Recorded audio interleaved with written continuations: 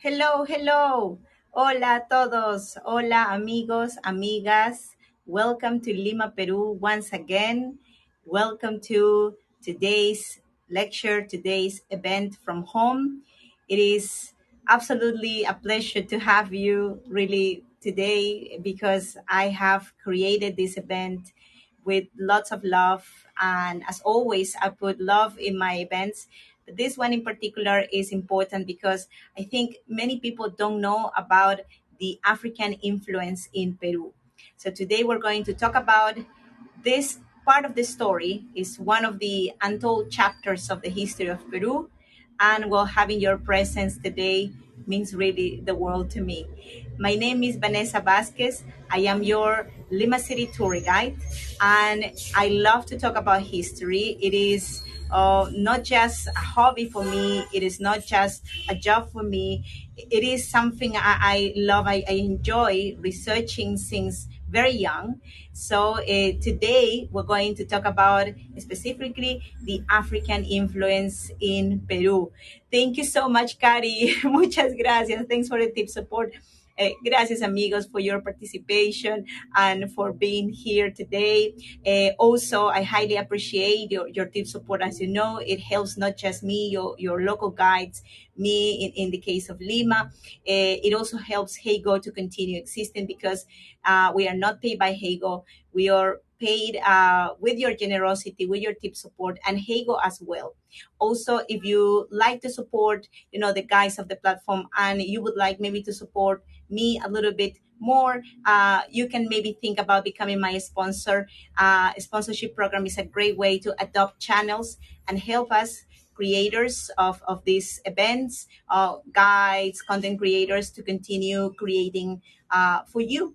And also, well, my sponsors are really the pillar of my channel because with their contribution, I can also every month continue creating lots of material for all the people coming to see these events. I really love the idea that these are free events because people can join and enjoy and be entertained by, well, lots of different things we are sharing here on Heygo. So thanks a lot for that. Gracias, Cari. Thanks, amigos, for coming. Hola, hola. I'm going to say hi to the people that are today here first, to all my friends. Hola, Courtney. Hola, Marilyn. Hello. Hello once again. Hola, Cari. Thanks for coming. Mwah. Hola, hola, amigos. Caitlin, Caroline, Sammy, Margie. Thanks a lot for coming. Chelsea, Natasha, Elena. Thanks for visiting. And today, I think we are all ready to begin with our event, which is going to be probably very surprising for most of you. Hola, Margie. Because when you think in Peru, you think in the indigenous traditions. Probably you think in the Spanish influence, but you don't think much in the African influence. So let's begin our event, and we are going now to start African immigration to Peru. By the way, the information that I am presenting to you is recopilated from different books that I am able to have at home, and also that are specifically like for the use of guides or specialists who are basically interested in sharing with anyone this part of the history which is not really well known by most even of common people like from Peru. We, although are descendants of Africans too, sometimes we don't understand the importance of the African influence. And I will tell you in a moment why. So, first of all, I hope that you can also see well my slides. Can you see everything well? Everything is okay? See, I'm going to center a little bit for you to see all the slides. Okay, thank you, Caitlin. Thank you so much. Thanks. Perfecto. So, as you know, first of all, no, when we talk about the African influence, Africa is a continent that is very huge. It's huge, no? And talking about African influence, we have to be a little bit more specific about the influence that we got in this part of the world, in Peru. Because for Peruvians, the African influence started with the coming of the conquistadors. So the conquistadors introduced the first African slaves into this territory. And we're talking about specifically the 16th century, no, the beginnings of the 16th century. We know that the conquistadors came with slaves, and then later the African slavery became an important pillar for the economy of the Spanish in the Americas, and also the Portuguese. Some things I wanna, like ideas I wanna begin with, just to give you a frame, a historic frame about slavery, how it was perceived in the ancient times. For Aristotle, for example, slavery was essential for civilization. Also, of course, we have to understand, why slavery became so important and why it was essential for civilizations to exist. Because in that way, free men could dedicate to politics uh, and to the government of their cities, right? In 350 years of African slavery in the Americas, no, the importance of the African influence is based in the number of African slaves who came to the Americas in general, not just to Peru, not just to South America, not just to North America. Basically, every corner of the continent was touched by the African influence. The Caribbean, for example. No? It is known that 15 million Africans were taken to the American continent. 15 million Africans. But the numbers are not very clear, because we know of many ships who didn't document exactly the numbers of people who were coming, that were taken to the territories of the Americas. The Spaniards, well, we talk about the corruption in Peru, for example. I had some events in which we talk about corruption in Peru. Well, corruption is very old, no? And we probably know that in the pre-Hispanic times could have been some type of that, but we have not much information because there are not documents. But the Spanish conquistadors documented very well about these cases, and we know from them that corruption existed, and it was very, very rooted everywhere in the society back then. Also, another idea important that we have to start with is that a third of the Africans who were taken to, let's say, to the territory of the Americas, were taken to South America. So a third of the slaves went to South America. Another third went to North America, and another third went to the Caribbean. Okay, so this route that was taken was terrible. We're going to discuss this in a little moment, how much it took. It was really awful. But here, so I'm going to use my pen so you can see the continent, right, of Africa.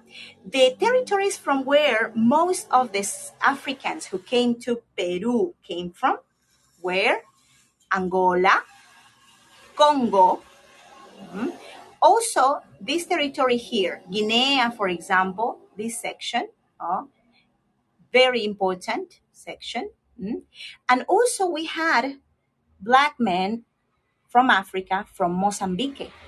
Territories which were actually sort of like their coasts were controlled by Portuguese. Also, I have here a sort of like a comparative map of the continent of Africa, but this is the year 1914, so beginnings of the 20th century, and how the territory of Africa was divided.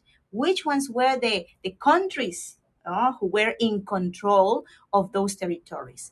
And you can see also coincidentally that the territories that I mentioned here, here, and here, which are the zones from where we got most of our Africans to Peru, they were controlled by the Portuguese. Okay, so we're going to continue with this other map, and this is what is called the triangular commerce, the triangular trade.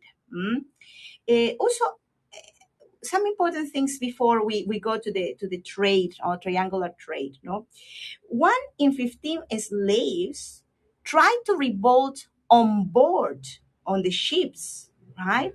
So when we talk about the navigation, it was not, of course, an easy navigation. It was a long navigation that involved months, or in some cases, one full year, depending on the destinations the slaves went. Mm? So the revolts on board were many. In the colonial times, were, let's say, documented about 500 of these revolts only. But we know that there were more probably than 2,000 of those revolts that really existed. But, well, the documentations are not very clear and probably were lost, or not all of them were documented. Also, in the navigation from Africa to the Americas, or in this triangular trade that I will explain in a moment, let's say about 150 of the ships sank in the sea. So it was extremely dangerous to travel those distances. And in that specific location, back in the colonial times, in the viceroyalty times, also we're talking about this 15th, 16th, 17th, 18th century. And also we have cases of ships that disappeared. There were many ships who disappeared, right? So what is the triangular trade? So first of all, remember that the people who were mainly in charge of the trade of slaves were Portuguese. But there was a period in the history of Spain and Portugal in which these two crowns were connected, were united, right? And that era is between the year 1580 and 1640.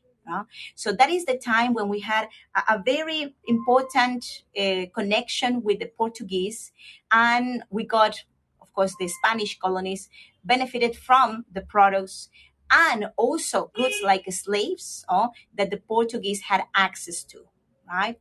So this trade consisted in, first of all, taking slaves from Africa to the Americas, where they were requested, where they were needed for the plantations, the new plantations that were happening, right? Were created by the Spanish. So the ships, the cargo ships came to here, usually to Cartagena de Indias, trying to get them close to Panama. So in that way, the ones that were coming to Peru, they could cross Panama on foot and then take another ship to Lima, to the port of Callao, right? Then, the ships couldn't return empty, of course. It would be a big waste of energy, of, let's say, of time. So they returned to, over here, Europe, loaded with tobacco, loaded with goods, with cotton, with all kinds of goods that were needed in Europe, in Spain, right? And then from here, they went down to Africa. And why they will take to Africa? So Africa was a land that was in conflict. The slaves that were taken to the Americas were most of the times not enslaved by the Portuguese or the Spanish. They were enslaved by local African tribes. There were tribal wars in Africa. That's why, for example, we have cases of princes and kings, African kings, who were taken as prisoners and sold as slaves, and they came to the Americas. And they were the ones who raised against the Spanish because they had certain importance, of course, no, and they were able to call people to fight against the Spanish, in the so-called palenques. We call them palenques in this part of of South America. We will also talk about that a little bit later. So what it was necessary here also for the defense of these Portuguese or these Spanish who were in the trade of the slaves, they needed guns. They needed weapons.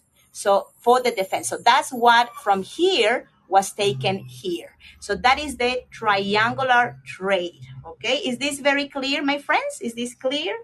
The triangular trade. El comercio triangular. Ok, muy bien, Cari. Excelente.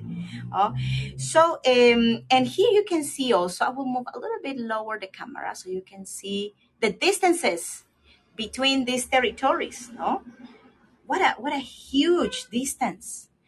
From Luanda, for example, in Angola, is a port in Angola, to Cartagena de Indias, we're talking about over 10,000 kilometers distance, which could take months and months. It could take, in some cases, half a year for many of these people to come to, for example, Portobelo, to Cartagena de Indias, basically Colombia or Panama, right? Or the Caribbean area, right? And then from here, from Cartagena de Indias to Seville, uh, 7,500 kilometers. Oh, and once again, 9,000 kilometers back to Luanda. So just to give you an idea of the distance that was, done by these ships. Oh, and these ships were in the most precarious, in some cases, situation. Although we know that there were certain level of laws, to at some point control the trade of slaves. One thing is what in paper was said, and another thing is what in reality happened. In paper, ships of, for example, 100 tons could carry only 100 slaves. So 1 ton, one slave. Of course, that this didn't happen. There were ships that of 100, let's say, tons that were carrying over 200 slaves in the worst conditions, in the worst situation. We know of people who committed suicide, slaves, African men who committed suicide on board. Many of them, many of the captives, raced against their captors, and in some cases also, they prefer even to be killed, thrown into the ocean, and eaten by sharks to continue enslaved. Just to show you how also their heart, how brave these men prefer to be thrown to sharks. And also there are documents from travelers, who were on board of these ships, slave ships, who said that while they were sinking in the sea, these men were singing songs, because they knew they would be free. So how is, like the feeling, of being on board of one of these ships must have been the most awful, and the people who were in this business probably were completely, like heartless. Of course, we cannot judge from our perspective in this moment, but we're talking about children, we're talking about women, men, who were in little tiny spaces for months in the darkness because they were under the cabin, right? And that couldn't really stand up, because they were in such little spaces, right? I think, here you can see also a little bit of the situation, on board. They were in such little spaces, yes, indeed, Kari, with no sanitation, with no way to go to the bathroom. Actually, the smell of one of those ships, the documents of the colonial times mention that could be sent in the coast before you could see the ship. So the smell on board was terrible, terrible. Um, well, so this is to give you an idea, of how terrible the situation. We know that in the beginning of the trade, 20% of the slaves died on board. So we're talking about, let's say, the 16th century. 20% of the slaves on board died. Of course, that if we think, for example, as the traders, this was really bad business because, they wanted to sell all the people in the coast. So that's why they tried to do the best to improve later the situation. And we know that after the 17th century, 5% of the slaves died on board, which for them was really good because they were keeping their slaves alive to make profits from them. So, Well, here, of course, you can see another painting from the situation on board of the ship. Remember, men, women, children were taken to the Americas because they were used or put in to work in different types of fields. Although most of the people who came as prisoners were men, of course, we had women, and later we're going to talk about what was one of the services that women were forced to do to their enslavers, right? So we're going to talk also in a little while about the Peruvian case, because these ships were for months here. All Elizabeth, hello Marlene, were for months on board. We know that to Peru, thank you, Natasha. Thanks for your tea support, amiga. To Peru, which was the most distant destination to the slave trade. Gracias, Marlene. Thanks, my dear. To the slave trade, the most distant was Peru.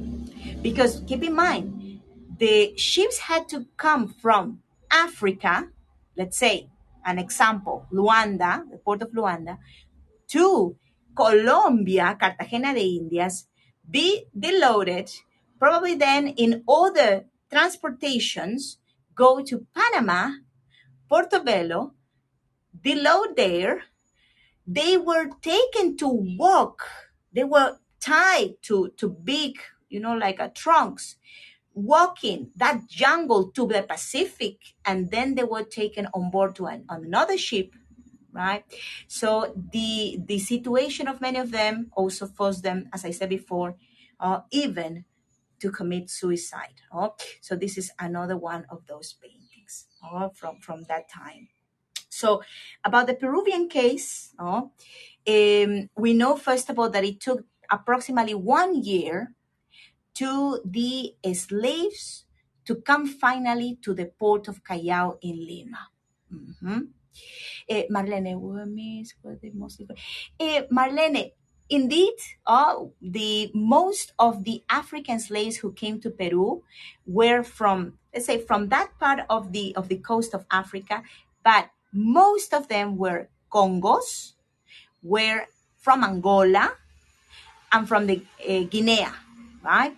Equatorian Guinea, for example, territories that were later also were dominated by the Spanish crown completely, and the Portuguese, and even from Mozambique. Mhm. So, thanks for coming, by the way, Marlene. Thanks, my dear. And by the way, at the end of this event, you can see the event recorded on my YouTube channel. If you were not able to see it from beginning, no worries, because later you can go and see it all from beginning to end. Thank you. So, this is a map of Lima. No worries, Marlene. This is a map of Lima nowadays. The port of Callao is in this section, right? So, this distance from the port of Callao to the historic center of Lima, which we see like a very small, let's say, distance, but no, in reality, it's huge. We're talking about 15 kilometers. 15 kilometers that it was one of the last legs of the trips for the slaves. And they had to walk tied to a let's say like a wood piece, a trunk, very long, and they were already tired, malnourished, and many of them had diseases. They came with diseases.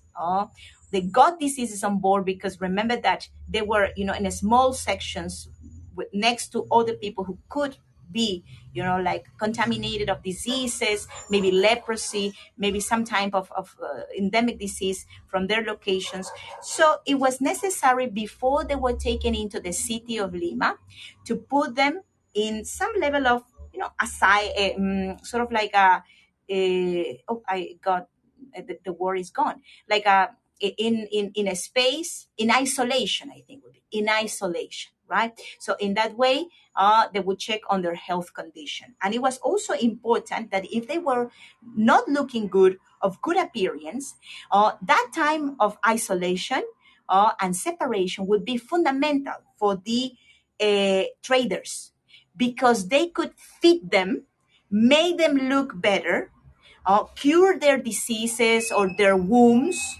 So in that way, they could sell them, because now after that, they were put into the market, right, to be sold.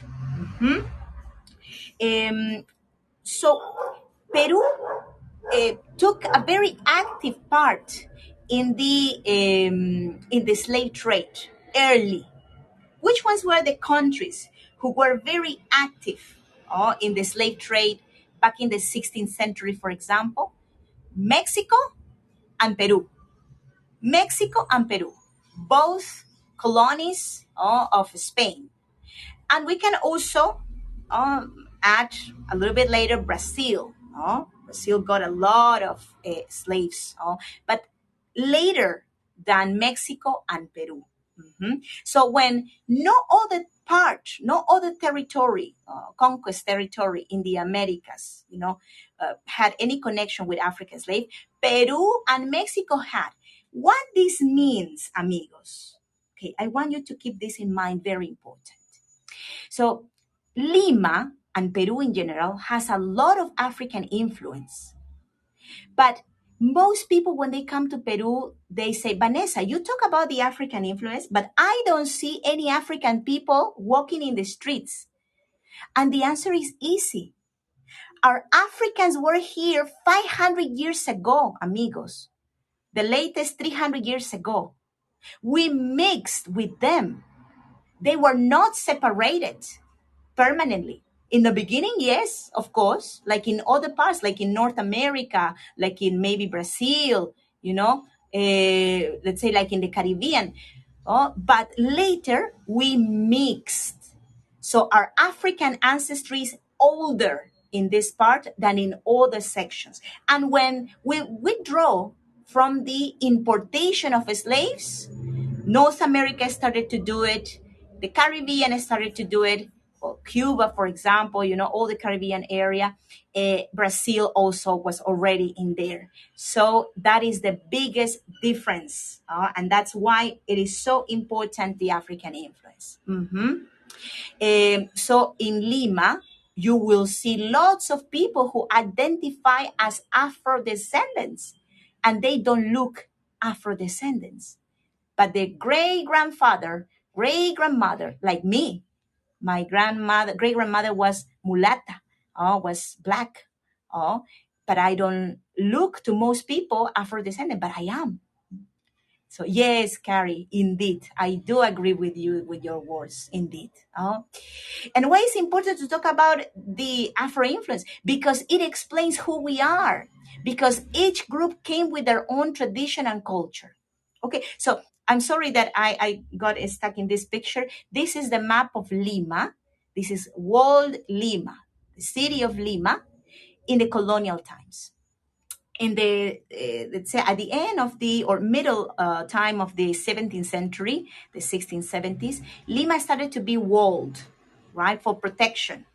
We had many reasons to be protected because of the pirate attacks to the territories of the Spanish Americas, and also because there were runaway slaves who organized well and tried in several cases to get into the city.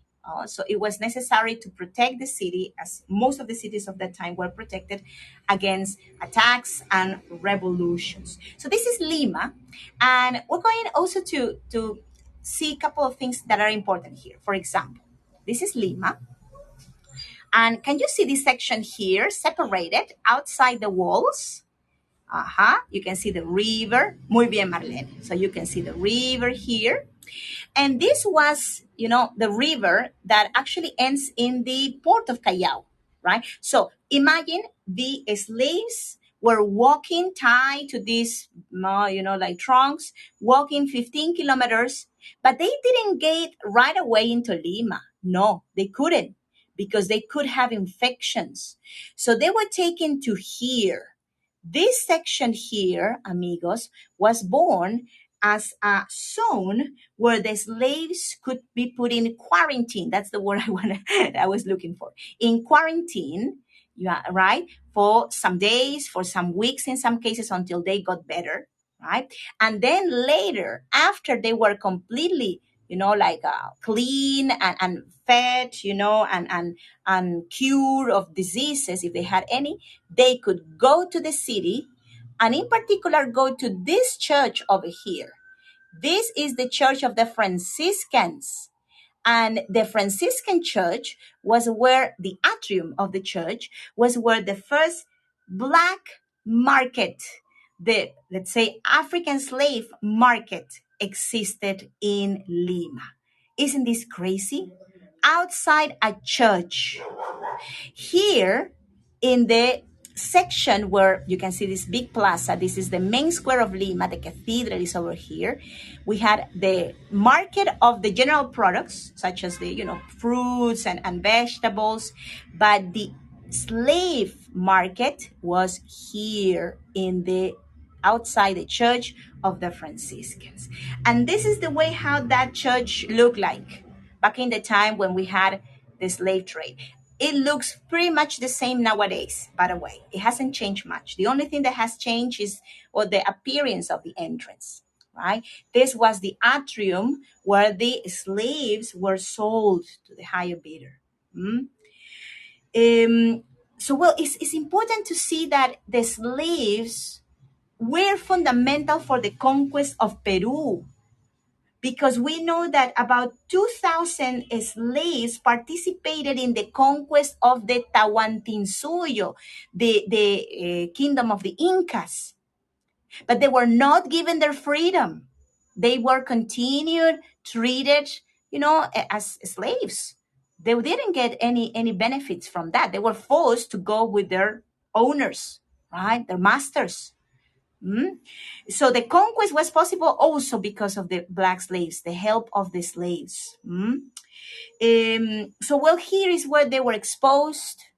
Later in the colonial times, the slaves actually were so important that their number was so big that in one moment they were 1/3 of the population of the entire city of Lima. So, because we had so many slaves, so many black men and women. But it was necessary to be careful with the slaves. In what sense? Because, they came from different origins. They spoke different languages. They were not speaking the same languages. They had different traditions. And many of them came from enemy bands. So they had to be segregated according to the bands they came from. Right? Okay. So I would like to tell you also about the way how Peruvians and Limanians, today I'm talking in particular about the Limanian case, because I am from Lima. I was able to access to documents from the colonial times related with how the slaves were treated here, right? So we have to talk about the ways how they were called, first of all, the slaves, because they were not all the same. And not just because they came from different parts of Africa. They were not the same because some of them were, let's say, never were able to understand the Spanish culture before they were prisoners, right? It means that they were prisoners and they were directly taken to the city. So they had no understanding, of the culture, of the language, of nothing. So the first terminology I would like to tell you is the slave that was called bozal. So bozal, what bozal means in Spanish? Bozal means muscle. So that element that you put to a dog, for example, for not barking or for not biting people, so a muscle, right? So why black men were called bozal? Well, because they were born in Africa, and because they were born in Africa, they had no understanding of the Spanish language, and their language sound very strong. So the way how they talk, for the Spanish was considered to be a very strong accent. So that's why they called them like that, because it was like, they felt they had something in the mouth that made them not speak properly because they were speaking their language, no? And they had an accent when they tried to speak Spanish. The next terminology is criollo. What is a black criollo? Oh, criollo means Creole, right? Which means usually a black man born in America, right? So because was born in America, it was sort of like adapted to the local culture, understood Spanish from birth, right? Understood the tradition, even in some cases were Catholic criollos, right? Ladino. Ladino is the African man or woman who learned Spanish as a slave, right? So probably the Ladinos were closer, or say, or at the service, or from a closer, like a sort of like a distance to the Spanish, so they were able to learn the language. Mhm. So it means that in separating them in this way, the Spanish believed that some of them were good for some tasks than others, better than others for certain tasks. For example, the bozal was believed to be good for agricultural purposes because they were supposed to be stronger physically, right?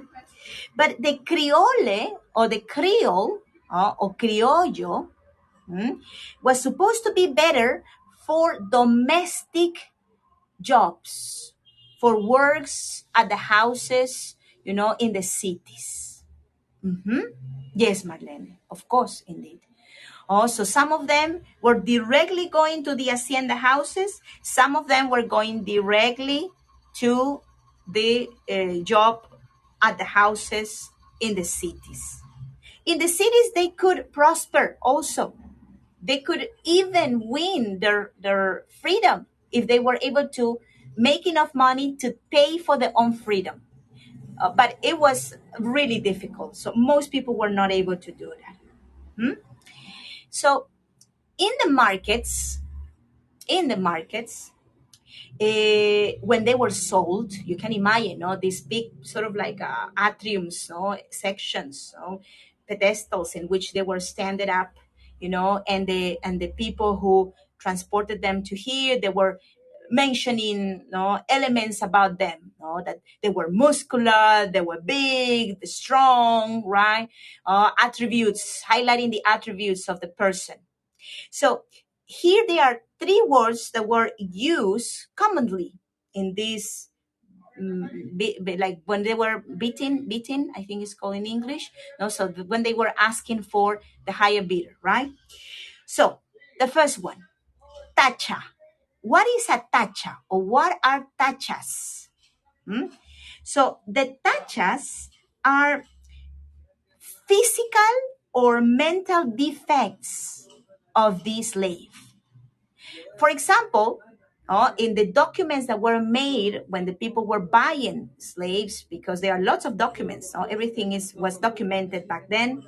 So the person who traded the slave and sold it to someone said, this person that is buying the slave is accepting him with all his tachas, meaning that you cannot claim anything later if the person was not, like performing as you wanted to, right? The next word, next phrase is alma en boca. Alma en boca will be translated to soul in mouth, but that means that probably uh, this person, had sort of like was too sort of like had difficulties, some type of difficulties, that were not, let's say, making this person to behave the most proper, right? Alma en boca, or that was sick also, alma en boca. And finally, costal de huesos. It means sack of bones. And that means that this person has an unknown disease, right? So you were buying this person, this slave, with the lowest price.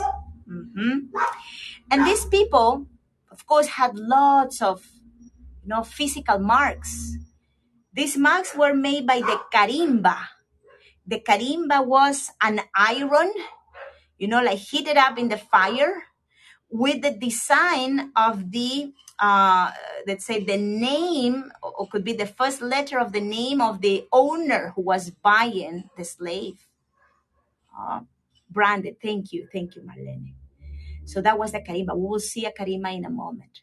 So just to tell and going back to the idea that the Africans from Africa, born in Africa, were usually prefer to go to the fields, to the plantation fields, and the criollos were preferred to work in the cities. Women, black slaves that were women, were also requested and also highly appreciated back then. Although there were not so many, they were not the majority because majority were men. One of the reasons that these women were requested to work here in the Americas was as wet nurses. And about the wet nurses, and you can see also over here one of them. I think I have another picture over here. Yes. The wet nurses, no? They were the ones who breastfeed the children of the white master. And they had to feed them as their own son. And there were also differentiations done, of course, that when someone was, employed to do this activity, right, or chosen or forced to do this activity, there were some rules the wet nurse had to follow. For example, one breast should be given only and exclusively to the white child, and the other breast to the black baby, because from the same breast, black and white couldn't drink. If the woman, the slave, was seen to not follow this strict rule, she could be punished. In most of the times, the babies, because the first one who drink was the white baby. So the black babies usually got not enough milk for them. So it was a typical way to try to save all the black babies from dying from malnourishing, to give them alternative meals since very early. Many of them were not able to survive, of course, but they were fed by a drink called sanguito. The sanguito was made from a corn. It was like a corn boiled, made a little bit like a paste, boiled with cinnamon, with sugar, and anisette. So although she wanted to, she couldn't give her milk to the baby, but she, well, of course, had to do maybe an alternative, like nowadays we will say formula, right? Yes, Carrie, indeed.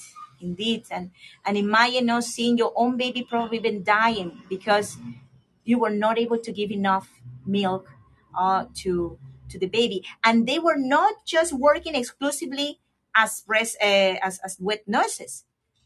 They were also working in other fields. So they had to be, like a worrying, and sometimes you can lose milk from that reason, of course. So also another thing important is that the milk of the woman had to be tasted first, and it couldn't be too sour. If it was too sour, she will not be used. It had to be sweet, white color, not dark, no, not like any other color that was not pearl white, if possible, right? And the texture had to be the correct one.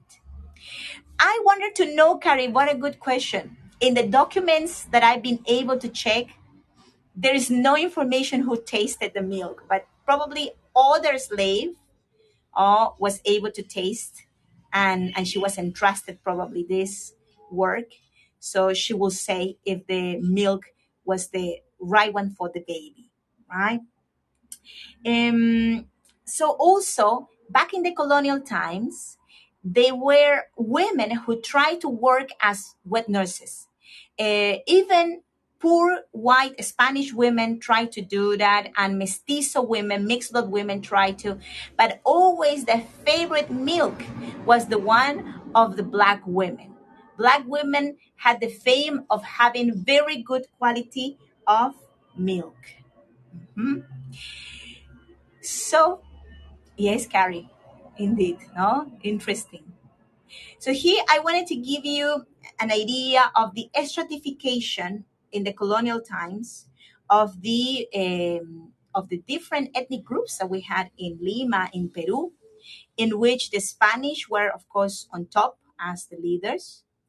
Below them, the criollos and mestizos. Criollo were the children of the Spanish born in America, which had inferior rank to the Spanish, the ones born in Spain. Mestizos came below. Mestizos were the children of of Africans and indigenous, right? And then below indigenous. So the child of an indigenous could be above this indigenous person if was also child of a Spanish.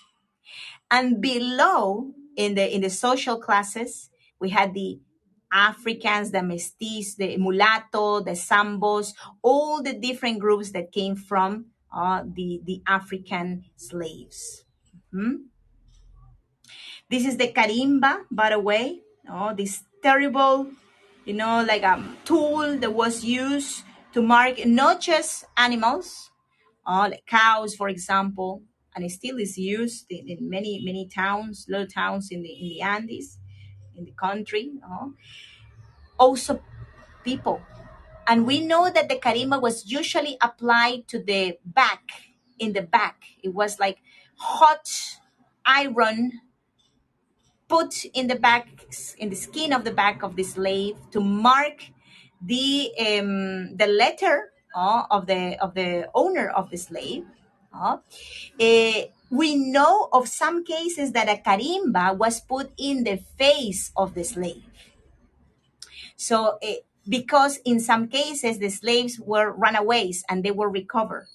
So it was necessary to make more evident the slave state of the slave, and also, well, to create terrible, like pain in the person. But there were also other ways, to punish the slaves, indeed, which were terrible. I will show you a couple of them. So these are some of these carimbas that I was able to find online. So they were like a signature. No, they had different shapes, different forms, and they were registered. They were registered because later, if your slave was found, so and your mark was registered, you could claim the slave back. So the carimba in the back, for men and for women. And we know of cases of slaves who were marked up to 7 times because they passed from owner to owner. And not just here in this part of the world, in Central America, in North America. Hola, Ronnie. Hola, amigos, everybody that is coming to the event. Thanks for joining. Later also, I'm going to be uploading the full event, if you were not able to see it from beginning, in my YouTube channel. You can also go to my YouTube channel. If you go to my description in Heygo, my page in Heygo, there you're going to see the links to my YouTube, Instagram, and Facebook. Hola, Ronnie. Hola, hola. Thanks for coming. So, it is, of course, understandable that many men and women that were in a slave state wanted to run away from especially hacienda houses. One of the things that was a little bit more beneficial on being in an hacienda house was that you could escape easier. If you were in the city, it was less easy because we had walls, and the walls were control points. If you were a slave, you couldn't go out easily. You had to have a special letter with the signature of the master to allow you to go out, right?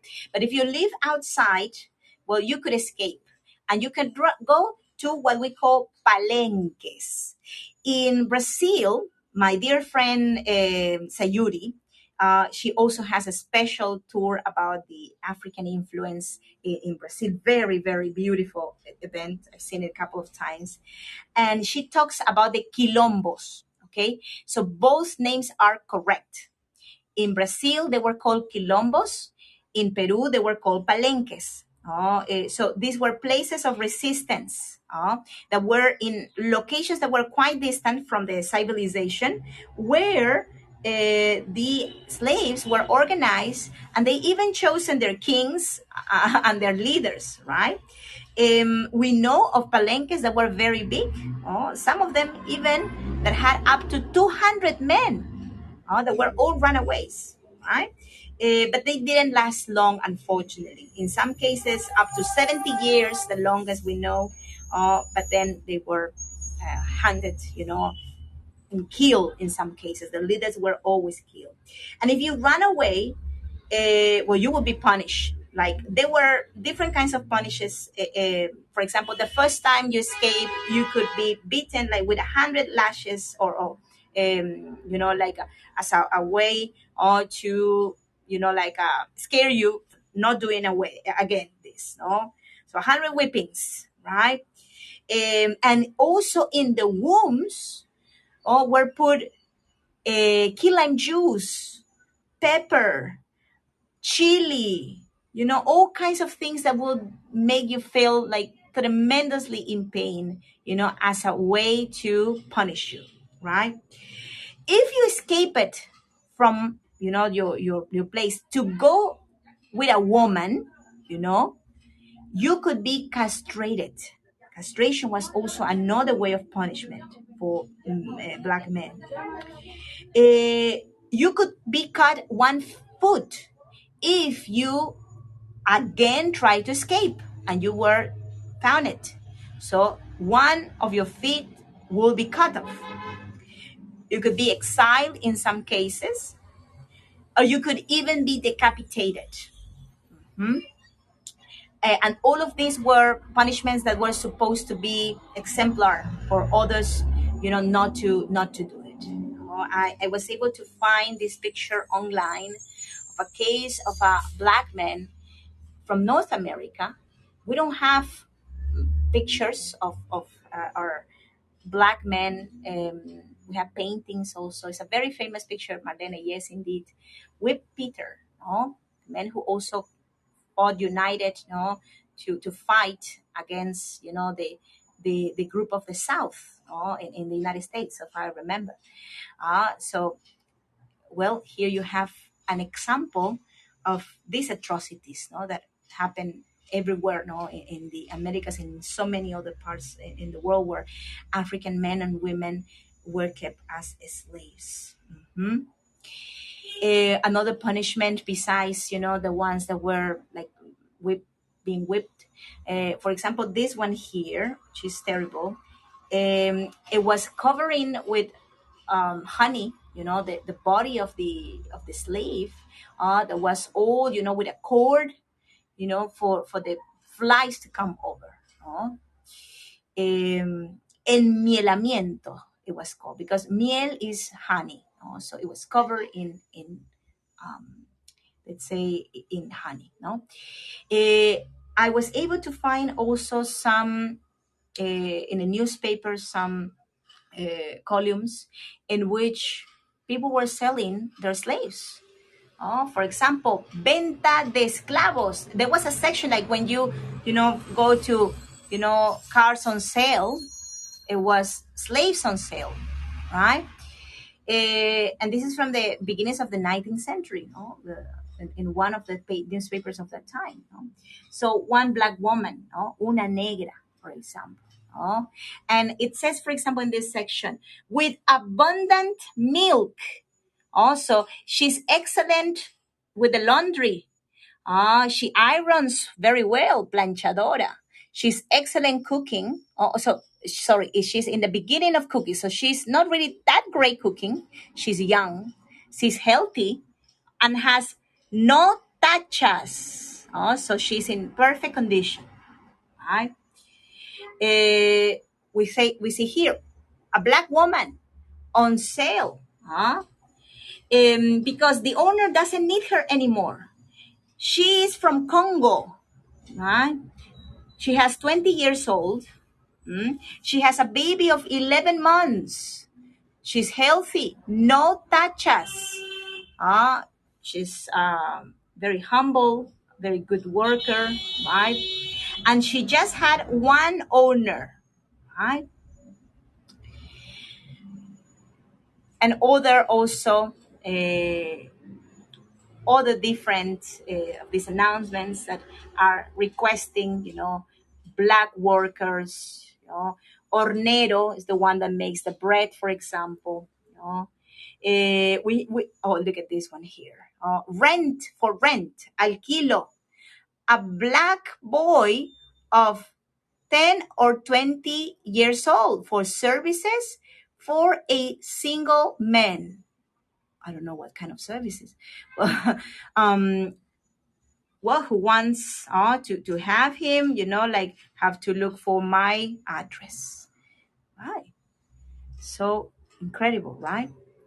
In this painting of Lima, the main square of Lima, also from the beginnings of the 19th century, we can see a very animated Lima plaza, very animated. The cathedral is here, where we can see all kinds of different ethnic backgrounds, Spanish, indigenous, black women also, and men, right? So we are their children. They were usually what black women employed in selling products. They're very famous. Still in Peru, black women and descendants of black people are known to be excellent cooks. They have very good reputation, and indeed, I don't know, they have something like a great taste. And also, one of the jobs black men did in the colonial times was killing street dogs on Wednesday. And every dog they killed, they took them to the city hall and they were given one coin for each one of the dogs. Yes, Marlene. It was a different time, different era. There were many street dogs in the city. And the reason why there were so many is because they were not taken care of very well. And also because there was a lot of trash in the city. The city accumulated a lot of trash. So that's why the dogs were everywhere. Here you can see also paintings from the 17th century in which black men being mistreated by their owners. This series belongs to one from a famous Peruvian man who sent documents made sort of like a cartoon, like paintings, to Spain, trying to reach out the king, trying to denounce the atrocities happening here. Guamán Poma de Ayala. Oh, seems that the king never got his book with these representations, and somehow it appeared in Copenhagen, in the early 20th century. So well, we have it for posterity. We're coming almost to the end of the event. Coming also with the last part of the slavery. The independence was a very important time in the history of Peru. It is the moment when we became the nation who we are part of. But of course, we are the children of those Spanish conquistadors, the African slaves and the indigenous. So all the previous time also consolidated who we are nowadays. Here you can see a watercolor from a master of the art, mulatto. He was black man also, Pancho Fierro, in which you can see the first flag of Peru being lifted with this parade of people from different ethnicities, including black men. By the way, the work of the black men was highly, let's say, valued, either by the independentist troops as the royalist troops. Both groups offer freedom to the slaves who supported them. And well, the independentist group unfortunately was not able to accomplish that promise because they got back to the slavery situation. They were not able to become free. Only the liberators San Martin could keep his promise, in the sense that the babies born after the declaration of independence would be freed. But later on, it was reestablished the state of slavery in them. Also, not even that, right? And the Spanish also offer freedom. And we are sure that if the Spanish won, they will probably don't respect their word. So, it was either one or the other. Probably the situation would not change, right? So here we are with the last slide, in which we can see the president who declared the abolishing of slavery. It was declared the abolishing of slavery in Peru before in North America, before in the United States, in 1854. Ramon Castilla is known as one of the most important presidents of our history. He had also a very long period as governor president of Peru. And he's the person remembered to be the one who abolished the slavery. But those slaves of that time, they were no longer young. They were very old slaves because there were no new importations from Africa. We had our slaves here, and many of them were able to buy their freedom. They found forms also to be able to get rid from the slavery state. So the ones who were here were not really of big use. So Ramon Castilla bought the slaves to their owners. He gave money to the slave owners, and you know how they use this money, these slave owners, because they had plantation fields. So what they could do with that money, let me tell you. So they still had plantation fields. So they needed workers. What they did was bring in coolies. They introduced Chinese workers, which were treated as slaves. So the story continued, and with money given by the government, right?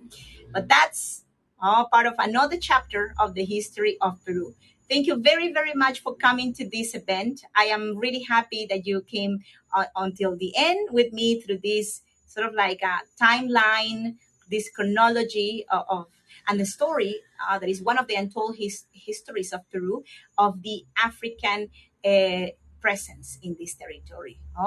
Thanks a lot for your participation. I really hope you enjoy it. Thank you, Caitlin, for your support. Muchas gracias. Thank you. Really, I appreciate that very much. As you know, these events are free and they are paid not by Hego, but by your tips, by your support. Also, and we are not actually taking all of the tips, guides, and content creators. We are splitting with Hego your tips, because in that way Hego can continue existing as a free platform. And that's what we all want. I really love the idea of working for a platform that is, open, that everybody can join the events. Culture should be like that. Culture should be for free, for you to take, not something that you can access only like a privilege with money. So I am very happy that more people are able to learn about the history of my country. And with your tips, you're helping me to continue creating these events. Also, if you would like to support One Step Forward, my channel, please consider becoming my sponsor. With one $10 fee per month, just one $10 fee per month, you can help me to continue create these events. These events really are coming thanks to my sponsors and the people who are helping me with the tip support. So in that way, I can continue create more and more. So you are all welcome to all my events. If you want to see also a repetition of this event, let's say the recording of this event, please go to my YouTube channel. My YouTube channel is open for everybody. So I'm going to be uploading this event later today. Muchas gracias. Let me say hi to all the people that are support. Oh, gracias. Thank you, Marilyn. Muchas gracias. Thanks, my dear. Thank you so so much. Gracias. Thanks for your support. And we all the guys that are here for so many months since the beginning of the pandemic till now. We love this community. We love to give something to the community. Could be events, could be activities, fun. You are part of our lives now, and as we know, we are also part of your lives. So thanks for that. And also, let's try to keep Hego existing. We want also, we all want that Hego continue being a platform that can still spread joy and happiness. Thank you so much. If you don't know how to support with a tip, if you're new to this channel, new to Heygo, I will activate the tip button over there. Just leave that information there. See you soon, amigos. See you in a couple of days. Hope to see you. And please follow my channel if you don't follow yet. It might be somewhere here or here, a button that says follow. Ciao, ciao. Have a lovely rest of the day. See you soon. Muchas gracias. Thanks a lot. And God bless you. Ciao.